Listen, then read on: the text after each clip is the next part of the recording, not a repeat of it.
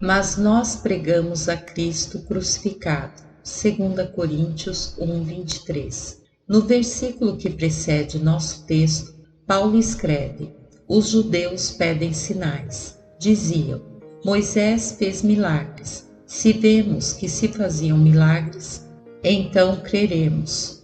Esquecendo que todos os milagres que Moisés fez foram totalmente obscurecidos pelos milagres feitos por Jesus no homem, quando esteve aqui na terra. Logo, houve certos mestres judaizantes que, para ganhar os judeus, pregavam a circuncisão, exaltavam a Páscoa e procuravam demonstrar que o judaísmo podia existir lado a lado do cristianismo e que os antigos ritos ainda podiam ser praticados pelos seguidores de Cristo. Então, Paulo, que a todos os homens foi feito de tudo, para que todos os modos salvasse alguns, tomou uma determinação e disse: com efeito, independentemente do que os outros façam, nós pregamos a Cristo crucificado e não nos atreveríamos a alterar, nem poderíamos alterar, nem alteraríamos o grandioso tema de nossa pregação, Jesus Cristo, a este crucificado. Logo acrescentou: e os gregos buscam sabedoria. Corinto era o olho mesmo da Grécia, e os gregos de Corinto buscavam avidamente aquilo que valorizavam como a sabedoria, ou seja, a sabedoria deste mundo, não a sabedoria de Deus que Paulo pregava. Os gregos guardavam também a lembrança da eloquência de Demóstenes e outros oradores famosos, e pensavam que a verdadeira sabedoria devia ser proclamada com os enfeites de uma elocução magistral. Mas Paulo escreve a esses gregos de Corinto: me propus não saber entre vós coisa alguma, senão Jesus Cristo e a este crucificado. E nem minha palavra, nem minha pregação foi com palavras persuasivas de sabedoria humana, mas com demonstração do Espírito e de poder, para que vossa fé não esteja fundamentada na sabedoria dos homens, mas no poder de Deus. Agora, há algumas pessoas nestes dias que se alegrariam se nós pregássemos qualquer coisa, exceto a Cristo e este crucificado. Por acaso, os mais perigosos deles são os que pedem a gritos uma pregação intelectual, com o que querem dizer, uma pregação que nem os ouvintes, nem os pregadores mesmos podem entender. O tipo de pregação que tem pouco ou nada a ver com as Escrituras e que requer para sua explicação mais de um dicionário que de uma Bíblia. Estas são as pessoas que continuamente vão de um lado a outro perguntando: vocês escutaram? O nosso ministro deu-nos um assombroso discurso no domingo passado pela manhã. Mencionou citações em hebraico, em grego e em latim, e recitou partes encantadoras de poesia. Com efeito, foi por completo um festejo intelectual. Sim, e eu tenho comprovado que usualmente esses festejos intelectuais conduzem à ruína das almas. Esse não é o tipo de pregação que Deus geralmente abençoa para a salvação das almas.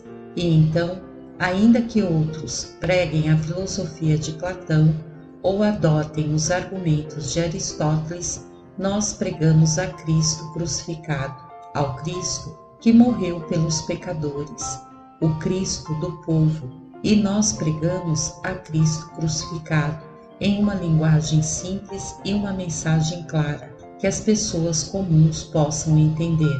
Vou procurar dar ao nosso texto uma aplicação prática, dizendo-lhes, primeiro, o que pregamos, em segundo lugar, a quem pregamos, e em terceiro lugar, como pregamos. Em primeiro lugar, o que pregamos. Paulo é um modelo para todos os pregadores, e ele diz: nós pregamos a Cristo crucificado. Para poder pregar o Evangelho plenamente, deve haver uma claríssima descrição da pessoa de Cristo.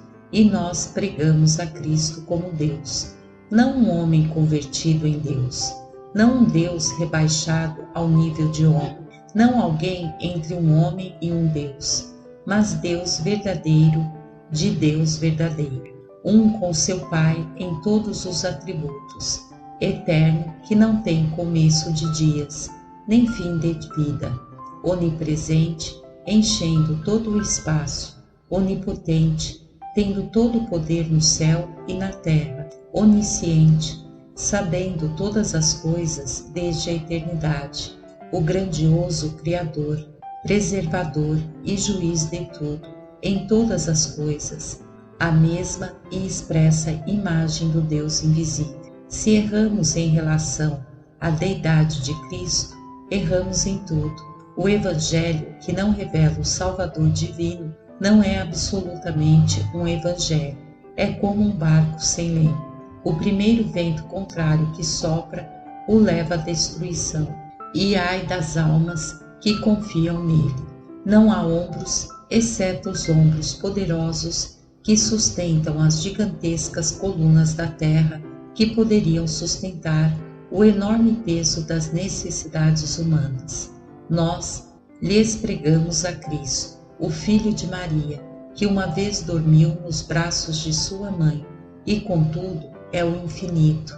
Inclusive, quando era um bebê, Cristo, o conhecido filho de José, trabalhando na oficina de carpintaria, mas sendo todo o tempo Deus, que fez os céus e a terra, Cristo, que não tinha onde reclinar a cabeça, desprezado e rejeitado entre os homens, que é, contudo, Deus sobre todas as coisas, bendito pelos séculos. Cristo, cravado no maldito madeiro, sangrando por cada um de seus poros e morrendo na cruz, e contudo vivendo para sempre. Cristo, sofrendo agonias que são indescritíveis, mas sendo ao mesmo tempo o Deus em que na sua destra há prazeres para sempre. Se Cristo não houvesse sido homem, não haveria podido identificar-se nem com você, nem comigo, nem poderia ter sofrido em nosso lugar.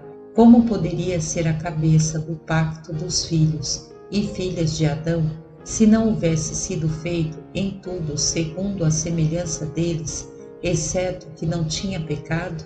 Com somente essa seção, ele era tal como somos, osso de nossos ossos e carne de nossa carne, e contudo era tão verdadeiramente Deus como era homem, o ser de quem Isaías foi inspirado a profetizar. Se chamará seu nome maravilhoso, Conselheiro Deus forte, Pai eterno, Príncipe da paz. Então, quando pregamos a Cristo crucificado, pregamos a glória do céu, conjuntamente com a beleza da terra, a perfeição da humanidade reunida com a glória e a dignidade da deidade. Continuando, devemos pregar muito claramente a Cristo como o Messias, o enviado de Deus. Desde muito tempo atrás havia sido profetizado que um grande libertador devia vir, que seria luz para a revelação dos gentios e glória de seu povo Israel. E Jesus de Nazaré foi esse libertador prometido, de quem tanto Moisés na lei como os profetas escreveram. Ele foi enviado por Deus para ser o salvador dos pecadores. Não assumiu este ofício sem autoridade, mas podia dizer de verdade: aqui venho, ó Deus, para fazer tua vontade. Ele se converteu no substituto dos pecadores, mas isto não sucedeu acidentalmente, mas por um decreto divino, pois lemos: mas o Senhor fez cair sobre ele a iniquidade de nós todos. Um sacerdote que não fosse ordenado, um profeta que não fosse enviado por Deus, um rei sem a autoridade divina teria sido unicamente uma piada, mas nosso grandioso sumo sacerdote foi ungido divinamente nosso profeta sem igual foi enviado por Deus, e nosso Rei é Rei dos Reis e Senhor dos Senhores, reinando justamente como Filho eterno do Pai eterno. Pecador, esta verdade deveria lhe proporcionar esperança e consolo. O Cristo que pregamos é ungido do Senhor, e o que ele faz, o faz por decreto. Quando ele lhes disse: venham a mim, todos que estáis cansados e sobrecarregados, e eu os farei descansar. Fala em nome do seu Pai, como também em seu nome próprio, pois tem a garantia do Eterno, que apoia sua declaração. Portanto, venham com confiança a Ele e ponham sua confiança nele, uma vez que o pregador põe um fundamento bom e sólido por meio da pregação da pessoa de Cristo e a condição de Messias de Cristo, ele deve continuar pregando a obra de Cristo. Só posso proporcionar um breve resumo do qual tomaria toda a eternidade para explicá-lo. Temos de pregar de tal maneira que mostremos como, no pacto eterno, Cristo tomou o lugar de fiança e representante de seu povo, e como, na plenitude dos tempos, saiu dos palácios de marco, levando as vestes da carne, e como cumpriu, primeiro, uma justiça ativa por meio da perfeita obediência de sua vida cotidiana, e ao final cumpriu uma justiça passiva através de seus sofrimentos e morte na cruz, começando na encarnação, prosseguindo a obra grandiosa da redenção, falando da morte de Cristo, da ressurreição, ascensão, intercessão diante do trono de seu Pai e da gloriosa segunda vinda. Temos um tema que os anjos muito bem poderiam cobiçar, um tema que poderia despertar a esperança no coração do pecador, mas é especialmente a Cristo crucificado a quem temos de pregar. Suas feridas e inchaços nos lembram de que devemos lhes dizer que: mas ele foi ferido por nossas transgressões, moído por nossos pecados. O castigo que nos trouxe a paz estava sobre ele, e por suas chagas fomos curados. A salvação deve ser encontrada no Calvário, onde Jesus inclinou sua cabeça e entregou seu espírito, venceu os poderes das trevas e abriu o reino dos céus a todos os crentes. Há uma palavra que todo verdadeiro servo de Cristo deve ser capaz de explicar de maneira muito clara, e esta palavra é substituição. Eu creio que substituição é a palavra-chave para toda a teologia. Cristo ocupa o lugar dos pecadores e é contado entre os transgressores por causa das transgressões deles, não das suas próprias. Cristo paga nossas dívidas e salda todos nossos passivos. Esta verdade implica, consequentemente, que nós tomamos o lugar de Cristo, quando Ele toma o nosso, de tal forma que todos os crentes são amados, aceitos, feitos herdeiros de Deus, e no tempo designado serão glorificados com Cristo para sempre. Irmãos ministros, se vocês não pregam outra coisa, façam com que seus ouvintes entendam sempre, claramente, que há um substituto divino e suficiente em tudo para os pecadores, e que todos que põem sua confiança nele serão salvos eternamente. Quando pregamos a Cristo assim, devemos pregar também seus ofícios. Devemos pregar a Cristo como o grandioso sumo sacerdote, que vive para sempre e intercede por nós. Devemos pregá-lo como profeta, cujas palavras são divinas e, portanto, chegam a nós com uma autoridade da qual não podemos ignorá-la. Devemos assegurar-nos de pregá-lo sempre como rei, quando a coroa de louvor sobre sua cabeça real, e exigindo de seu povo a inalterável fidelidade e lealdade de seus corações e o serviço indivisível de suas vidas. Devemos pregar também os direitos de Cristo, para seus ofícios. Ele é um esposo, devemos dizer-lhes quão amorosos e quão terno é. Ele é um pastor, devemos proclamar sua paciência, seu poder, sua perseverança, e devemos tornar público, especialmente seu abnegado amor demonstrado ao entregar sua vida por suas ovelhas. Ele é um Salvador, devemos mostrar como ele pode salvar perpetuamente aos que por ele se achegam a Deus.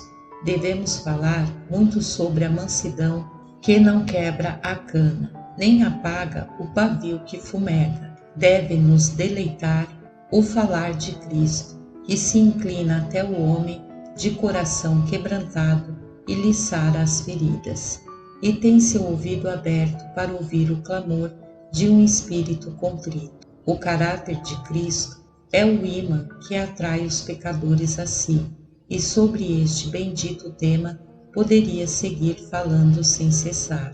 Quando, em uma ocasião, Samuel Rutherford estava falando das belezas de Cristo, a quem amamos tão encarecidamente, um dos seus ouvintes se viu constrangido a gritar: "Vamos, homem, tens o tom correto, segue assim." E, na verdade, este é um tema que poderia induzir ao gago a falar com poder e fazer com que o próprio mudo fosse eloquente por Cristo. Oh, quão glorioso é o nosso bendito Senhor! Podemos dizer muito bem com a esposa de Cantares: ele é totalmente desejável. Não podemos exagerar suas excelências e seus encantos, e nossa meta constante tem que ser pintar tal retrato dele, que os pecadores se apaixonem por ele e confiem nele para serem salvos com sua grandiosa salvação. Devemos ter sempre o propósito de pregar a Cristo como a única esperança do pecador. Em tempos antigos, haviam certas pessoas ingênuas que pretendiam encontrar um remédio universal para todas as enfermidades, uma panaceia, mas sua busca foi em vão. Todos os anúncios de remédios de curandeiros que podem enganar as pessoas ingênuas jamais convencerão as pessoas maduras de que se descobriu ou descobrirá que jamais haverá uma panaceia para todas as enfermidades herdadas pela carne. Contudo, há um remédio universal para as enfermidades da alma, e esse remédio universal é Cristo. Qualquer que seja sua enfermidade, a furiosa febre da luxúria, a trêmula febre intermitente das dúvidas e dos temores, ou a feroz destruição da desesperança, Jesus Cristo pode curar, sem importar a forma que o pecado possa tomar, seja um olho cego ou um ouvido surdo, ou duro coração de pedra, ou uma consciência ignorante e cauterizada. Existe um remédio nas veias de Jesus, que muito bem poderíamos chamar de o divino cura-tudo. Nenhum caso submetido alguma vez a Cristo foi capaz de desconcertar sua habilidade, e ele é ainda grande para salvar. Devemos ser muito claros em dizer ao pecador que não há esperança para ele em nenhuma parte, exceto em Cristo. 9 de 10 das flechas que estão na aljava de um ministro devem ser disparados contra as boas obras do pecador, pois estas são seus piores inimigos. Essas obras de morte que necessitam ser lançadas aos pés de Jesus. Esse procurar ser ou sentir algo para poder salvar-se a si mesmos.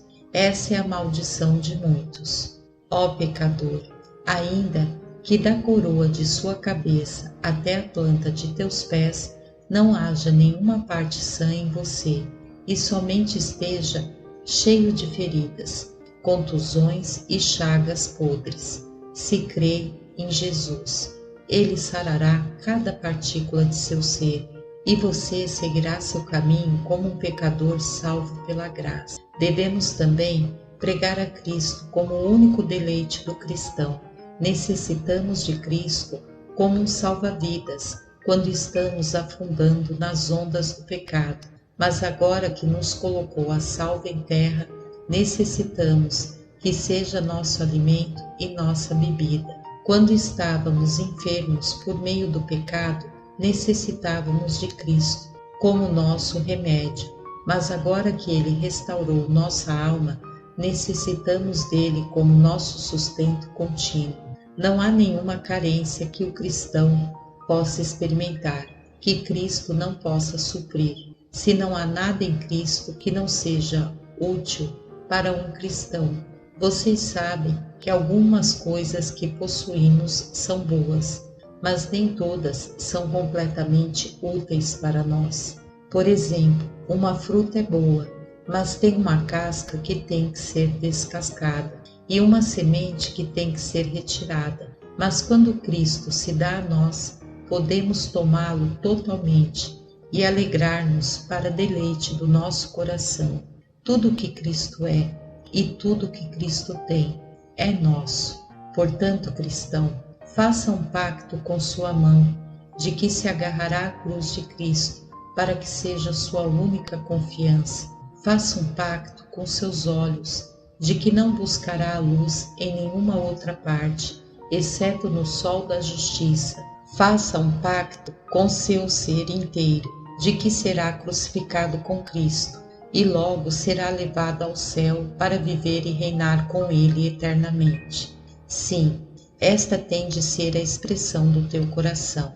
Tu, ó Cristo, tu és tudo o que necessito. O que encontro em ti não tem limites. Segundo, para quem devemos pregar isto? Possivelmente algum irmão dirá: você deve pregar a Cristo aos eleitos.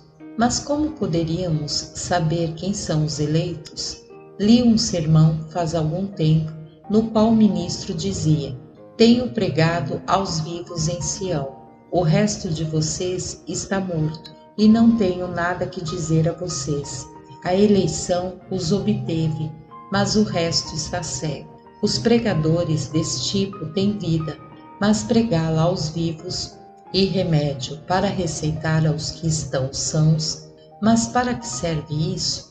Imaginem Pedro colocando-se de pé com os 11 apóstolos no dia de Pentecostes e dizendo à multidão congregada ao redor deles: eu não sei quantos dos que estão aqui são eleitos, mas lhes direi que a eleição os tem alcançado, e o resto está cego. Quantos teriam sido convertidos e agregados à igreja por meio de uma mensagem como essa? Agora, Pedro estava naquele momento cheio do Espírito Santo, e foi por inspiração divina que pregou a Cristo crucificado a toda aquela diversificada multidão. E então, quando se compungiram de coração e perguntaram: varões e irmãos, que faremos? Pedro estava igualmente inspirado quando respondeu: arrependei-vos, e cada um seja batizado em nome de Jesus Cristo para perdão dos pecados, e recebereis o dom do Espírito Santo. Eu pretendo fazer o que Pedro fez, pois considero que a comissão de Cristo para seus discípulos é obrigatória para nós hoje. Ide por todo o mundo e pregai o Evangelho a toda criatura. Eu não posso saber se toda criatura a quem prego é escolhida ou não, mas meu ofício consiste em pregar o Evangelho a todos, com quem me encontro, tendo a garantia de que todos aqueles a quem Deus escolheu para a vida eterna certamente o aceitarão. Quando certo clérigo perguntou ao Duque de Wellington: pensas, Vossa Excelência, que serve de algo pregar o Evangelho aos hindus? Ele simplesmente respondeu: quais são suas ordens de marcha? Como soldado, ele acreditava em obedecer ordem. E quando o clérigo respondeu que as ordens eram: pregai o Evangelho a toda criatura, o duque replicou: então seu dever é muito claro, obedece às ordens do teu senhor, e não deves preocupar-te com a opinião de ninguém mais. O principal ofício de um verdadeiro ministro é pregar o Evangelho aos pecadores, e ele nunca estará tão contente como quando está pregando àqueles que se reconhecem como pecadores. Quando ele está pregando aos que confiam em justiça própria, terá grandes problemas em relação aos efeitos da mensagem, pois teme que ela possa resultar em odor de morte para eles. Mas quando se reúne com aqueles que se confessam cheios de aflição, que são culpáveis e que estão perdidos e arruinados, então o ministro se deleita na esperança de resultados provenientes de sua pregação. Sente que agora está entre peixes que morderão a isca, assim que ele atira a linha do rio. Logo experimenta o gozo de trazer à terra muitos peixes. Sabe que o pão é muito mais delicioso para os famintos e que, inclusive, o remédio amargo será engolido avidamente pelo homem que está muito enfermo e anelar ser curado. Entende que são os nus que necessitam ser vestidos e que não têm dinheiro, são os que clamam pedindo esmola. Ó pecadores, se vocês se dão conta que são vis e imundos, repleto de todo tipo de mal, que não contam com nada em si próprios que seja digno de ser chamado bom, e estão anelando seus libertos de todo tipo de mal, e serem feitos santo como Deus é santo, alegra-me que meu Senhor me tenha dado em sua palavra uma mensagem como essa para vocês. Se confessamos nossos pecados, Ele é fiel e justo para perdoar nossos pecados e limpar-nos de toda maldade.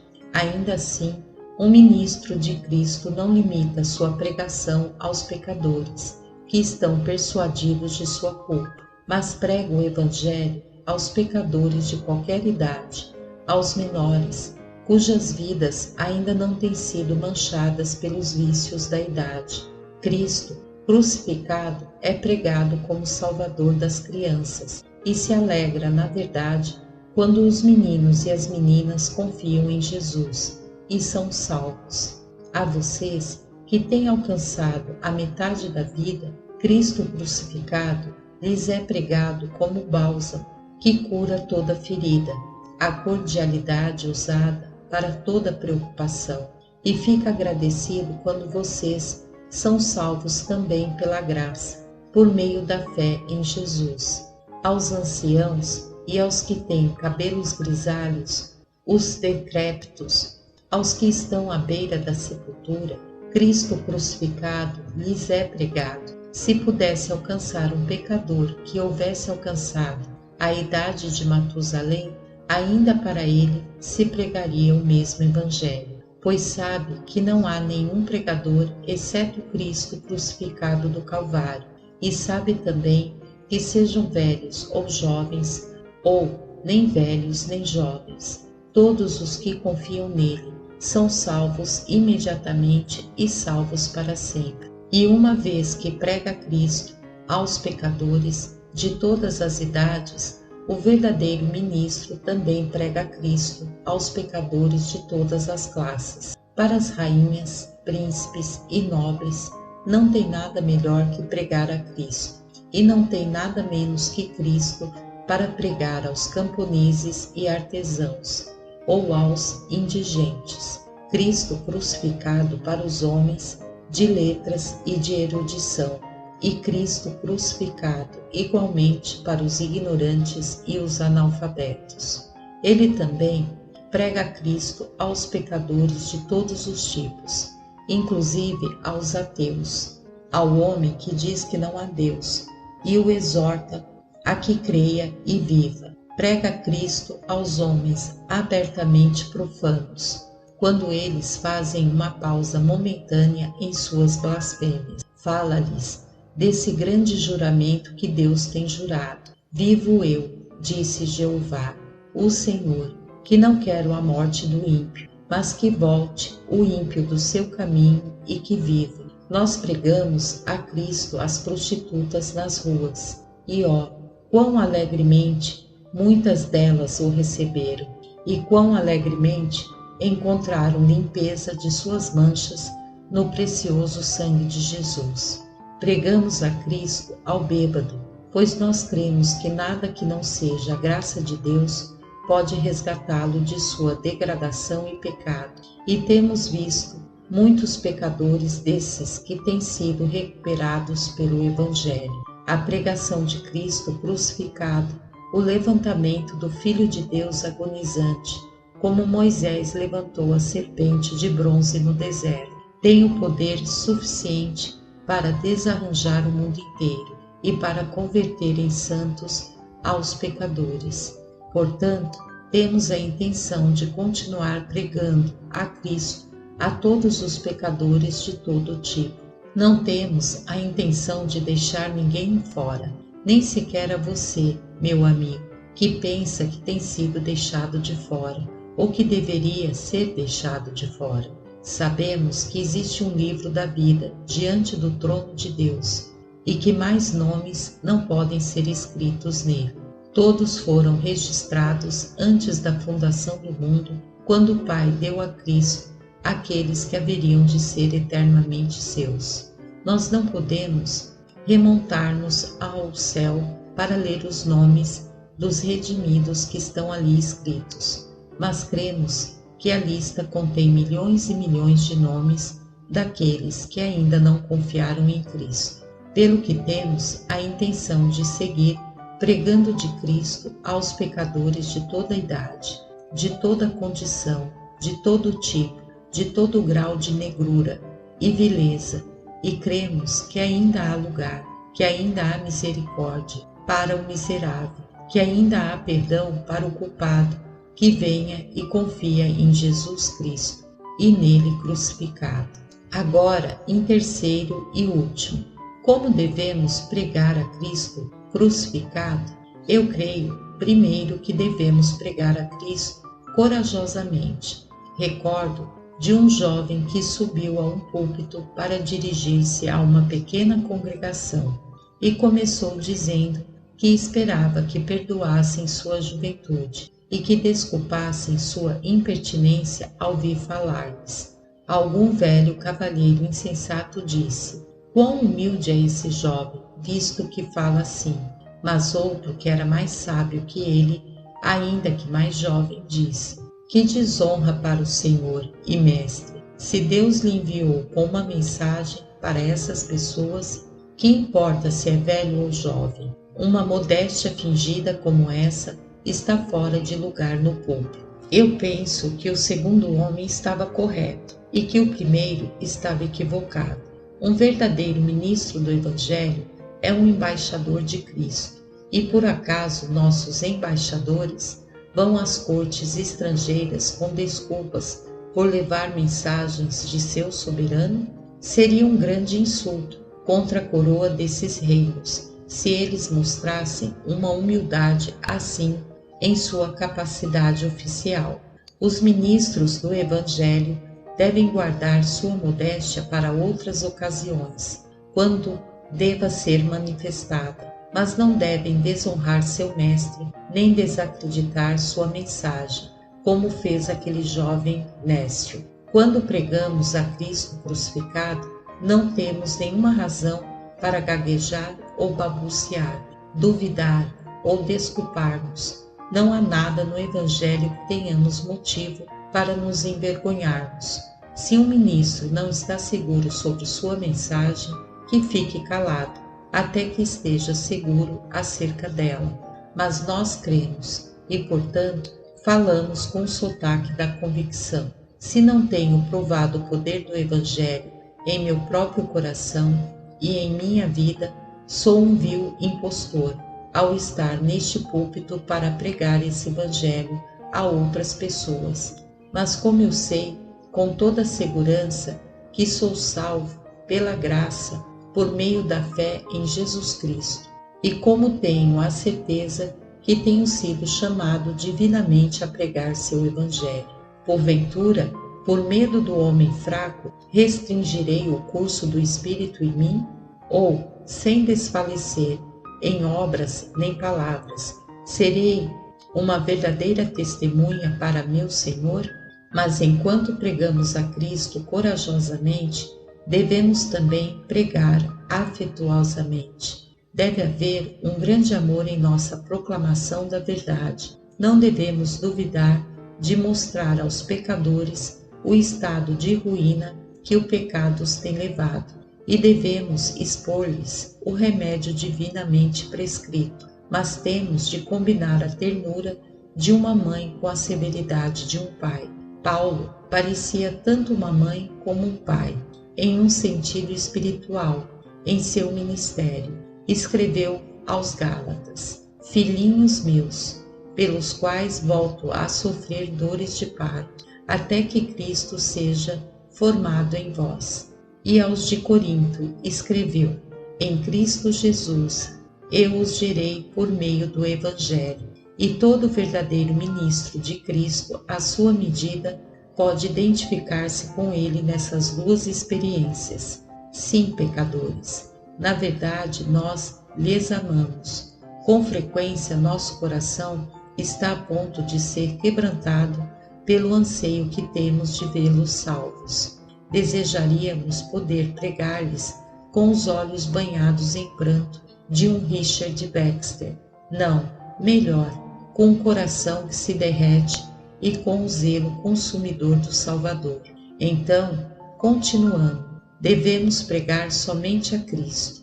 Como Paulo, todo verdadeiro ministro deveria ser capaz de dizer a seus ouvintes: Me propus não saber coisa alguma entre vós, senão a Jesus Cristo e a este crucificado.